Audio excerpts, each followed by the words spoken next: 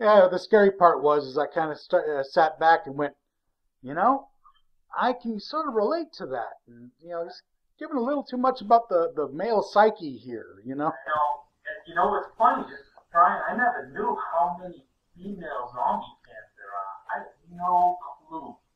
You know, when I was giving all these male secrets away, I thought I was going to be between dudes like me and you, not to. I wasn't really trying to give all the secrets away to the other persuasion. You know, they already got enough advantages. Well, that's awesome. That is so awesome. Just, adds to the fun of the whole experience. All right, let's see what else we got here. You already let it slip that there's a third book in the works. Oh yeah, without a doubt. And So, I was already talking to my wife, and I know I put it out there as a trilogy.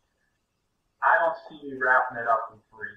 I want to do, well, I'm going to do webisode. Spoiler alert, if you haven't read book two, you might want to meet the sound, but at the point in book two where Paul and Alex head south to their families is where I want to pick up webisodes and ooh, yeah, and kind of keep people, in the loop and kind of keep zombie fallout in the brain plate, so to speak.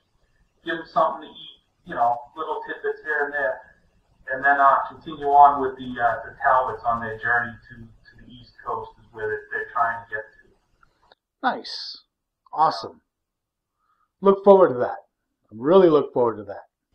And if I can pull it off, Brian, I'm thinking about doing a whole book on Eliza, if I can pull it off. That would be interesting. She's an interesting character. I really, kind of would like to know a little bit more about her because that in the beginning of Zombie Fallout 2, more spoiler alert here. You really start to get into her brain a little, and then we move to Michael again, and it was almost like, what next? Yeah, I mean, it's almost like Eliza's always at the peripheral, just kind of always hanging around on the outside. Everything relates back to her, but you don't really see much of her. Right. That'll change in three. To what degree, I don't know, but that's kind of what's boiling around in my head. Sweet. That's going to be trust me, I'm going to be waiting on pins and needles for that one. I'm going to send you some chunks now and again to keep you freaking in the loop, man. I'd appreciate it. Yeah, no problem. Definitely appreciate it. Let's see. What would you tell others that wanted to write in this genre? I've got a basic. I'm Italian, so I'm trying not to talk too much with my hands. Have a basic storyboard. Have kind of like A and B, and then just kind of let it flow in between. I mean, that's really how I wrote that book. I knew where A and B were, but I had no idea what was going to be in between. Write what the Talbots are, I want to say, loosely based on the Tufos. The names might be the same, but the characters definitely have their own neurosis and their own tics and all that. I mean, there's nuggets of truth sprinkled in, but for the most part, they're characters, which I love. And just let it happen. I mean, I can't tell you how many ideas just came while I started writing. I mean, I know I've told a few people, but Tommy was never supposed to make it off the Walmart roof. He was going to get munched up on that roof when Justin came down. I had no idea who Tommy was going to be when he made it down off that ladder. He wasn't even a character in the book. And on the flip side of that, neither was Eliza.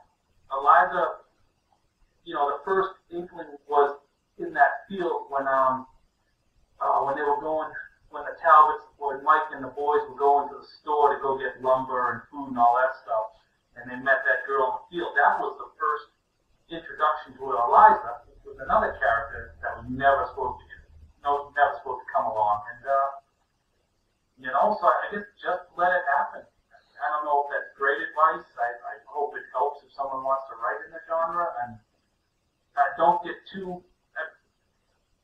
You know what I mean? I just kept typing, and let it flow, and then you can always go back and fix what you need to. Don't overthink it, I guess, you know. Nice. Yeah, I know I've told you I've got my own story that I've been sort of kind of playing with in the last, you know, couple of years. I'll let you know how that goes. Dude, all I can really say is just start. You know, go grab your favorite meat and literally just start typing and see where it goes. It literally takes on a life of its own. It just you know, it's almost like ghost writing. Your fingers just start moving. You know. Sounds like I might actually have something to do in the mornings when I go get my coffee at Munchie's Coffee here. So let's see. Excuse me while I look at my notes. No problem. All right.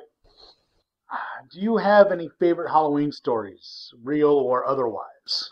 Um, you know, my wife turned me on to this movie. It was a couple of years ago. Called Trick or Treat. That was a pretty cool flick that we watched.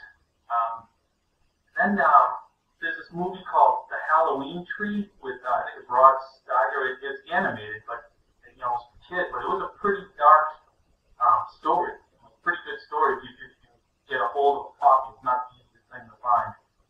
Hmm.